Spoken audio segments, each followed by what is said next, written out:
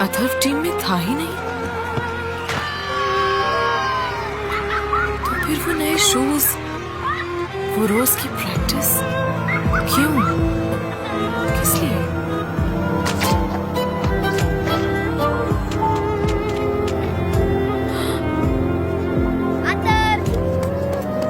आज भी क्या मस्त खेला है तू, सच्ची। अरे हाँ, एकदम मस्त। थैंक यू यार। It's okay. अथर्व, मेरा दोस्त सूरज वो शूज नहीं खरीद सकता, इसलिए मैं अपने शूज रोज सूरज को देता था।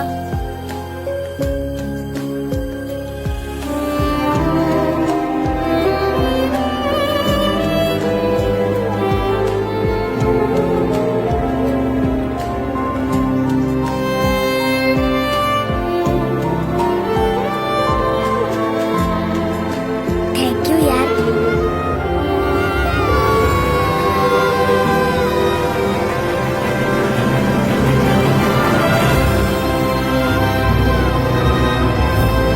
आज मेरा अथर्व बिना खेले ही जीत गया। My son is ready for life.